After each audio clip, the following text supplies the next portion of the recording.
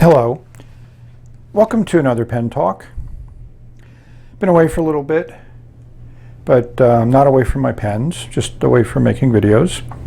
It's a nice summer, so I've been enjoying the summer.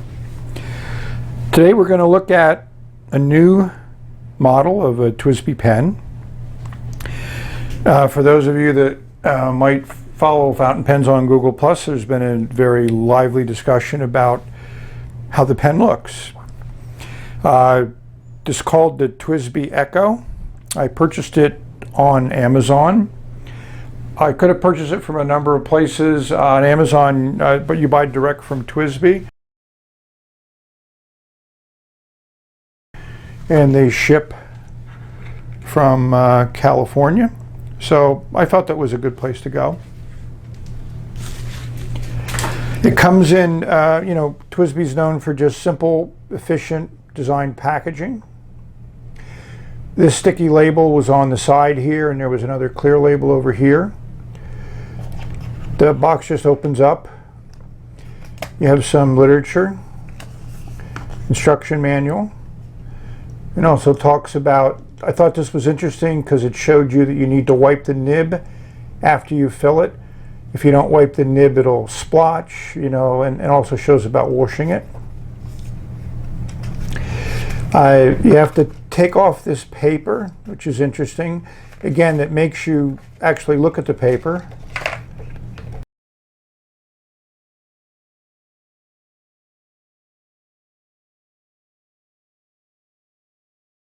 And here we go for the pen. Very efficient, very well done. As I've said before, I enjoy engineering. I'm an engineer by training, so this is just great. You got your lubricant, which for a $30 pen they're giving you lubricant. You have a plastic wrench instead of the metal wrench that you used to get, and then you have the TWSBI Echo. One of the things that's quite apparent, which looks nice, is the facets in the cap. They're very glossy, very nicely done. They're a little rounded on the end. Instead of having like an enameled TWSBI logo, you have a piece of insert plastic, but it's still nice because it's in the red color and it's the nice TWSBI emblem. Fairly plain clip, but you do have around the barrel cap a nice engraved, looks like it could be laser engraved TWSBI, and then on the other side, Echo and Taiwan. Is a clear model. You had a choice of a white cap or a black cap. I just thought the black cap looked better, and for me, I enjoyed that. You have a matching cap at the end of the barrel, which is also used to operate the piston. This piston has a lot of travel to it. As you can see, there's no place for the air to go, so it goes back out. So you know the cap seals in quite well, and you know it's going to be very easy to clean. Unscrew the cap, and we see a clear section, and this is all one piece. Dan, in his review, talked about that. And it's a decent nib. Again, I haven't inked it yet or played with it. There's a rubber O-ring here, and there's also one at the other end of the barrel. Unlike the 580, this one posts nicely, and it doesn't turn the end cap, so you don't have to worry about spilling out ink when you cap it. It is definitely not a small pen. I think you could probably write very easily with this unposted. We'll provide some dimensions later on, but it fits nicely in the hand. I have medium-sized hands, but they're still, it fits well. Feels well, very, very light. So since people were so concerned about the aesthetics of this pen, I thought I would compare it to one we might be familiar with, is the 580.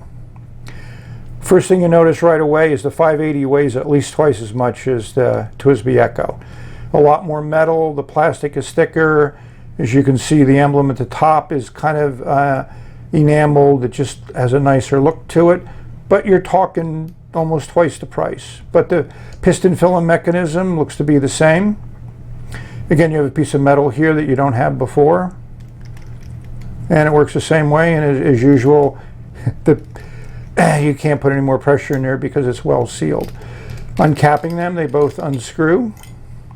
As you can see, again, more metal now in the section, and the nib is slightly bigger, probably, I don't know if this is a 5, that's a 6, or vice, or 405.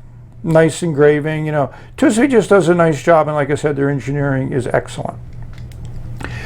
So one of the things that I thought we might do is compare it against some other less expensive pens. So I recently invested in some Fountain Pen Revolution pens. I bought 3 of them, and we'll probably do a video on those.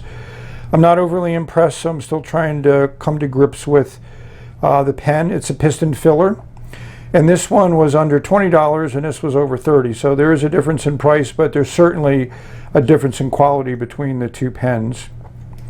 Unscrew again, and if you will look now, the nib's even smaller on the Fountain Pen Revolution pen.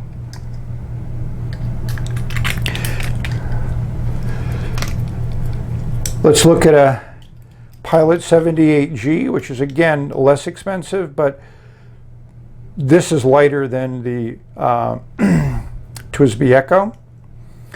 And I think the facets on the cap really is just a nice little touch, and it's a repeat like the Diamond 580 has the facets on it, so I think it's nice that they've repeated that theme. They didn't do anything in the barrel section here. Obviously they had a price point to meet. And again, most of these are unscrewed caps, and if you take a look at the nibs, you're still getting a pretty good size nib. Yeah, it's a little bit of a different nib than you get on the Pilot 78G. As a further comparison, I thought we'd take a look at 2 other pens that I have, which are faceted. This one's a Bexley that I did a review on. And I think the key thing is the facets just give a dimension to the pen, which you don't have if it's just a smooth, polished surface. So obviously a big price difference between these 2 pens, but we just thought we'd take a look at the facets. And to go to another extreme, I have an Omos Extra, which has the facets in it, and here the facets are reflected also in the cap. But again, you're talking an order of magnitude of 30x or 20x the price. And it took me a long time to get the TWSBI, the Omos, to write properly. I had to have Richard Binder tweak the nib for me. So let's ink this pen up. I decided to use a classic also because the color I think will look nice. We got your Serenity Blue. Because again, I haven't done anything to this pen. I haven't flushed it, so this is the first time. Now the piston will go all the way down. And you know, it really goes a far bit down. We'll immerse it till the nib is covered.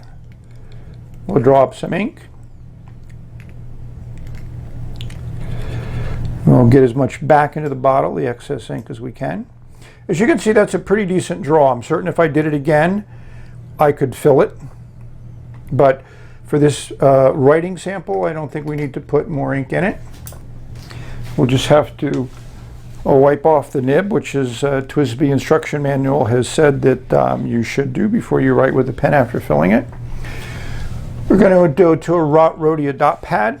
I've been doing Tomoe River a lot, but I think the very smooth nature of the Tomoe River paper makes it a little bit different. Well, my first response is it's extremely smooth nib, which is what you would expect from TWSBI. So this is a steel medium. And that's definitely a nice medium line, probably on the dark side of or heavy side of a medium. Yeah, there's no real flex. It can create a little bit of flow on the downward stroke with some pressure. Yeah, it looks to be a little bit on the wet side, which I wouldn't say my 580 was on the wet side. Yeah, it's definitely a wet pen. So hopefully you enjoyed this quick look at the 580. Hopefully if you're thinking of adding one to your collection, maybe this will help you make that decision. So thank you for watching. And may all your writing experiences be pleasurable, and may you have many.